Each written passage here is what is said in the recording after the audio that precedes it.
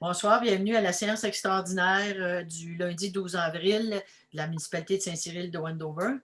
Nous allons demander à Mme Gentes de nous expliquer la façon dont la séance sera tenue ce soir. Il est résolu que le Conseil accepte que la présente séance soit tenue à huis clos et que les membres du Conseil et les officiers municipaux puissent y participer par visioconférence. Que la présente séance soit enregistrée et rendue disponible sur le site web de la municipalité. La proposition. La seconde. Le second.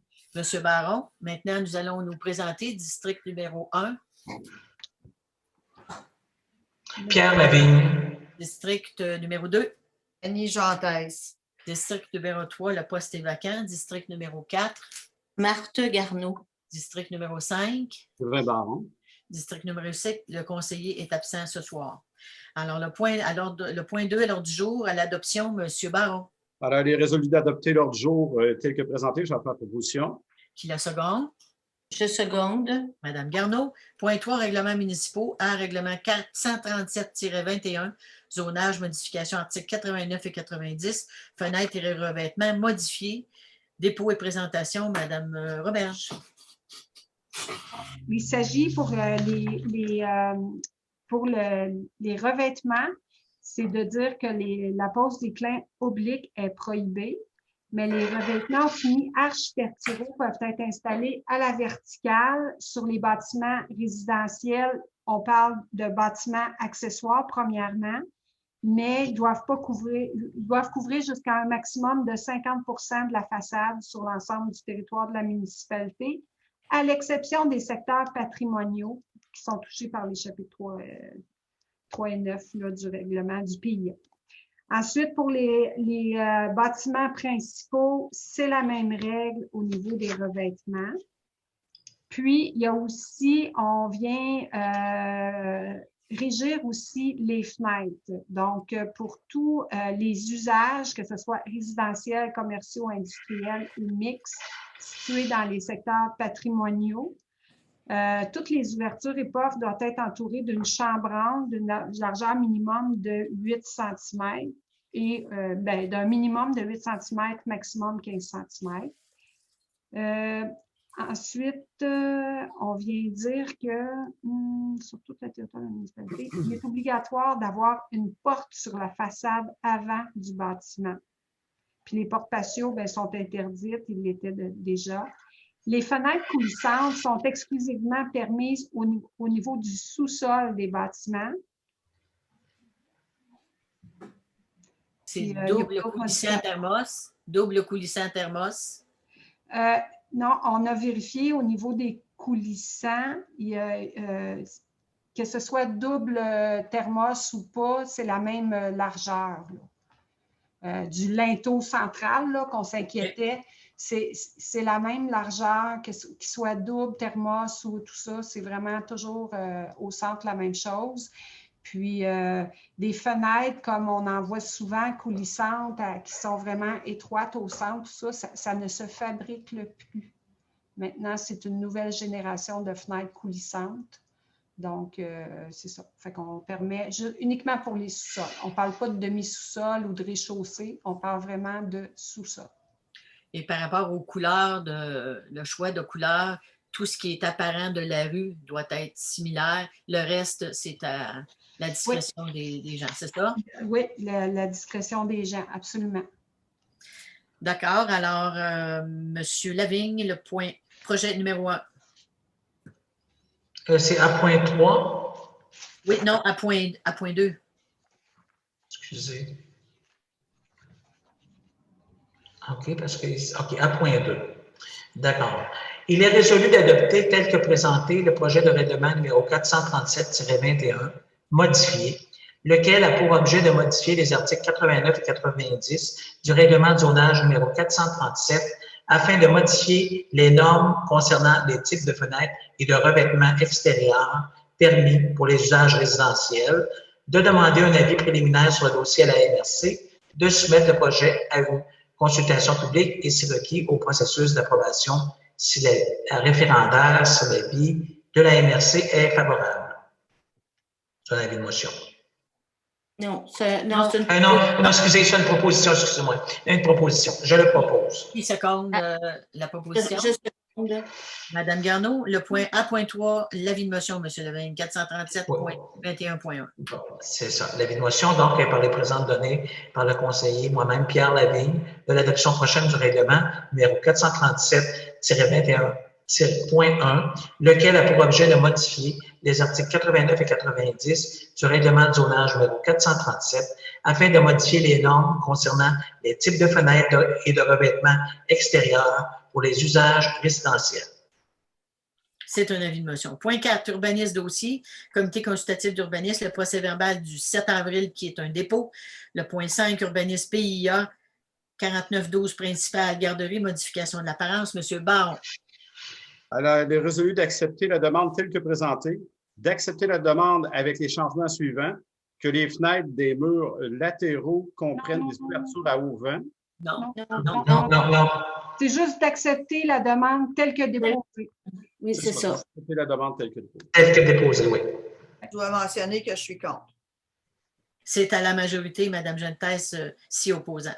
Bien, je seconde la proposition. Secondé par Mme Garneau. Le point 6, travaux publics et embellissements. À point 1, terrains municipaux, plate-bande, entretien, M. Lavigne. Il est résolu de retenir la proposition du centre horticole Foliflore pour l'entretien des plates-bandes de différents terrains municipaux, et ce, selon les termes et conditions de l'offre datée du 9 avril 2021, et ce, pour un montant de 17 200,26 taxes incluses. J'en fais la proposition. Qui la seconde? Je seconde. M. Baron. Je voudrais juste apporter un commentaire, Hélène, dans le sens que parmi les terrains qui vont être entretenus, il y a les deux OA à 1 250 $ chacun. Alors, j'aimerais ça qu'on envoie une copie de la résolution à l'OHD de façon à leur montrer la participation de la municipalité à nos bâtisses, même si elles ont été regroupées. Parfait. Je vais juste vous faire remarquer quelque chose. Il y a le garage municipal, l'entretien du terrain garage municipal. On devrait l'enlever étant donné qu'on va être en construction. Oui, ça a deux. C'était 550, je pense. 500 $. 500 $. Donc, excluant le montant plus taxe là, pour l'entretien du garage municipal. Est-ce qu'il y a eu des soumissions pour ça, ce dossier-là? Oui. Pardon? Il y a eu des soumissions qui ont été demandées? L'entretien? Il y a une soumission qui a été Il a été demandée. demandé une soumission. Une soumission? Les discussions ont eu lieu au mois d'octobre-novembre dernier. On vous avait fait part qu'on avait consulté notre aménagiste professionnel, Mme Beauregard, et ils se sont entendus pour le choix de fleurs. Donc, la démarche avait déjà été enclenchée, ce qui donne le résultat qu'on a demandé à ces gens-là de nous faire le prix de ce qui avait été proposé comme choix de fleurs. Puis l'arrosage chez Mme Tremblay également, oui, qui est la même que depuis 2 ans, qui a gardé exactement le même prix il y a 2 ans. C'était avantageux beaucoup pour la municipalité. Puis les plantations puis l'entretien, c'était les prix qui étaient assez équivalents à ceux des années précédentes également. À la valeur de ces montants-là, ça peut être fait de gré à gré. Donc, le point A, la plantation de l'entretien, M. Lavigne, secondé par M. Baron. Les fleurs annuelles à point 2, l'achat, M. Baron. Que le prix va changer étant donné qu'on enlève le garage municipal. Ça va être au lieu de 17 200, ça va être 16 627 et 19. Okay. Parfait. Merci. Fleurs annuelles achat, M. Baron. Il est résolu de retenir la proposition du centre horticole Foliflore pour l'achat des fleurs annuelles, et ce, selon les termes et conditions de l'offre datée du 4 avril 2021, et pour un montant de 3 541,23 taxes incluses. J'en fais proposition. Qui la seconde? Je seconde.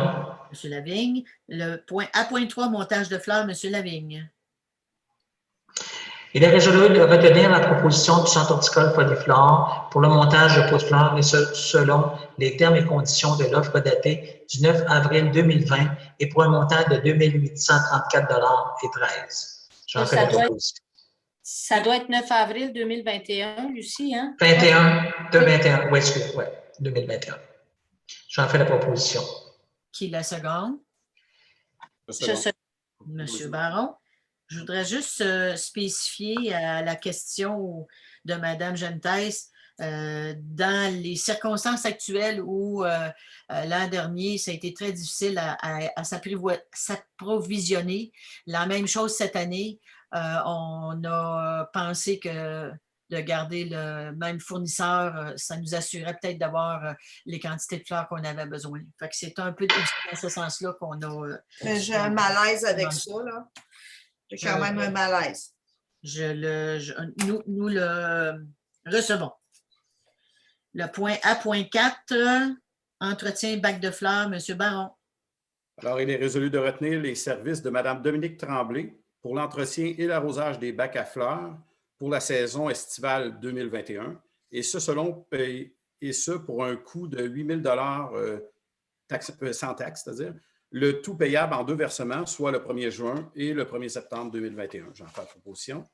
Qui la seconde? Je seconde. Madame Gentès. Le point 7, loisirs et commandites, attestation de résidence, carte d'accès loisirs, carte accès loisirs, Madame Gentès.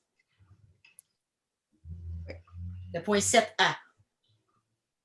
Il est résolu de fournir gratuitement l'attestation de résidence requise pour obtenir la carte Accès Loisirs 2021 pour les résidents de la municipalité qui avaient payé pour ce service en 2020. J'en fais la proposition. Qui la seconde?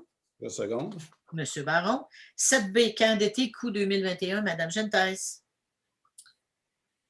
Il est résolu de fixer les coûts d'inscription pour la période du 28 juin au 20 août 2021 au camp d'été de la municipalité comme suit. Inscription au camp du lundi au vendredi de 9h à 16h, 424 $. Inscription au service de garde du lundi au vendredi de 7h à 9h ou de 16h à 18h pour un montant de 150 $. Inscription au service de garde du lundi au vendredi de 7h à 9h et de 16h à 18h pour un montant de 200 $. Rabais pour le deuxième enfant inscrit demeurant à la même adresse de 20 %. Un rabais pour le troisième enfant inscrit demeurant à la même adresse de 30 % et un rabais pour le quatrième enfant inscrit demeurant à la même adresse de 40 %. Les frais supplémentaires de 50 $ par enfant non résident de la municipalité. Les frais supplémentaires de 50 $ par enfant non résident de la municipalité seront facturés ensuite. J'en fais la proposition. Qui la seconde? Je seconde. J'aurais une question. Le 20 % s'il y a un enfant qui est inscrit, est-ce qu'il s'applique seulement aux 424 $ ou s'il s'applique à la facture totale si la non, personne... ce n'est pas la facture totale. C'est vraiment juste le tarif de cet enfant-là. Du service de garde. Oui, aux 424 $. OK. Ouais. Merci. C'est parce que le service de garde est toujours fixe. Oui. OK. Le point 8, service incendie, sécurité publique, association des pompiers, contribution 2020, Madame Garneau. Ça doit être la contribution 2021? Oui. Et alors, il est résolu de verser à l'Association des pompiers de Saint-Cyril la somme de 1 000 $. J'en fais la proposition. Qui la seconde? La seconde. Monsieur Garneau, excusez. Monsieur Baron.